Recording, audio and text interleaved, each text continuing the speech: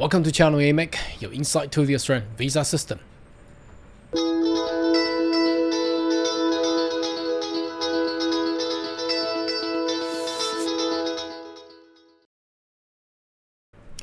Good day everyone, my name is Carl Young, your online YouTube visa consultant.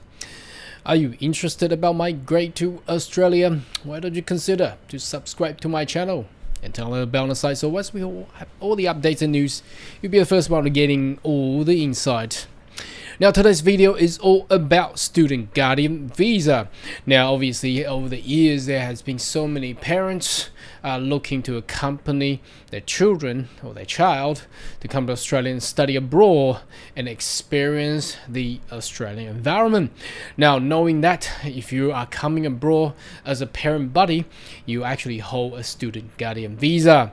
Now holding a visa is not a problem, but when you live in such a place, you probably will think, look, there's nothing else I can do, probably go out and get some job and work, perhaps. Because look, if you are in your home countries and you sending your kids to school, what do? You probably go to a job and work. That's fine, not a problem. But Australia is actually prohibiting the parent buddy holding a student guardian visa to actually go to work. Now why is that? Now this video is all about explaining detail on this one, and also perhaps give you a little bit of hint if you wanted to get out of this trap.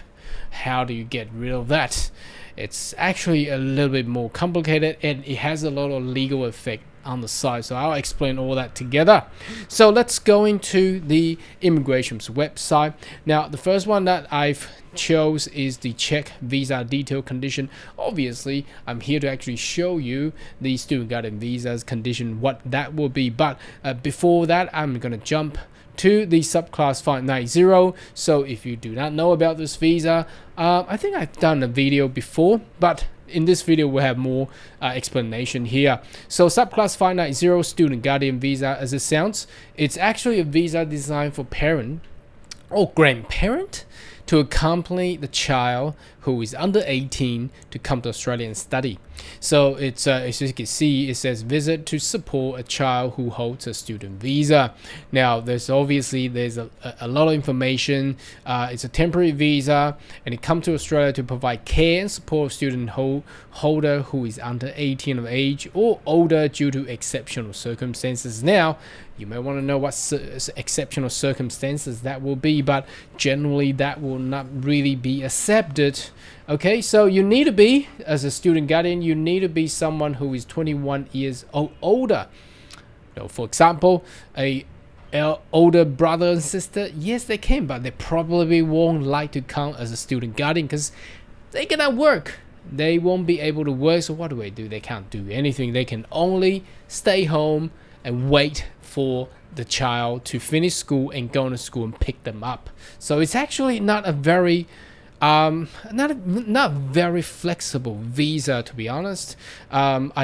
We don't really promote this visa because it has so many constraints. Now let's go into the visa condition, that the previous page where I have picked student guardian visa here just to show you how complicated this visa is. Now the complicated part is not applying for it, is once you get it, it's very hard to get out. So let's have a look. Okay, first of thing, well, I tell you, you can't work. No work. You cannot work. You cannot just be like a normal dad and mom back home, your home country. You send your kids to school and you go to work. No, you cannot work. Now, people may ask, why is that? Okay, so the reason that they not allowing the student guardian to actually work is basically they don't want the student guardian to actually being so busy at work and miss out the time of picking up kids. Now the problem comes, now why isn't that a problem when they were back in their home country, but it's gonna be a problem in Australia? Well, obviously there has been a precedent. Precedent means a past experience or case where a student guardian was so busy at work, or they got trapped into some sort of a situation, so they could not really go and pick the kids up after school. Then became a diplomatic issue. Now, how would that happen? Because school, once they wait for a while, they don't see an adult or guardian to come and pick the kids up, they're gonna ring up the police. So once they ring up the police come here and check out the visa for the kids, and then obviously they will contact the embassy, the consulate office, to actually find out where the parents or the student guardian is. Then it became a diplomatic problem, okay, between nations. So obviously that is a very extreme case, but I think over the past 20-30 years it has actually happened not just once but multiple times. So that actually the government of Australia, due to such incidents, they have now making student guardian visa unable to work. So don't come here using student guardian just to work and make money. They want you to actually focus on taking care of your kids. Otherwise, send them to homestay, send them to accommodation done by the arranged by the school. So if we go down here, if your situation change after you arrive, you need to work to apply new visitor visa. Now you cannot do that as well, because we'll look into the further condition. It says no further stay as well. So decisions are made by case. If you're not being paid, you can, without our permission, do volunteer work. So volunteer work is fine.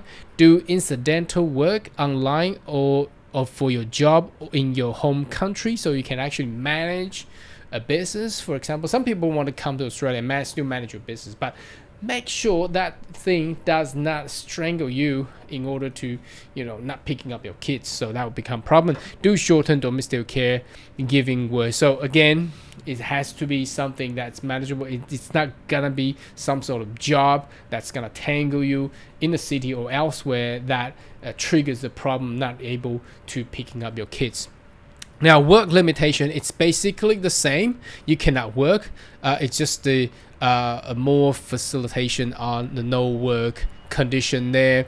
You can study. Well, I don't think you will have interest to go study. You need to maintain your health insurance and continue to satisfy. And let's look at this one, 5802 and the 8538. So 8502. So not arrived before person specified in the visa. Now what is this? So basically 8502 and 8538, that bound a student guardian visa require to come along with the student buddy and depart Australia with the student buddy as well. So you cannot voluntarily leave Australia without the consent of the government. If you do that, you will breach the visa and your visa will be cancelled, and that will be a major issue. And also, with us come back to 8534, no further stay. Now what does that mean? That basically meant you cannot apply for any other visas while you are on shore. So apply for a graduate visa. If condition 8534 apply to your current visa, you can only apply for temporary graduate using paper form. So you cannot apply. Now there's no more paper form there.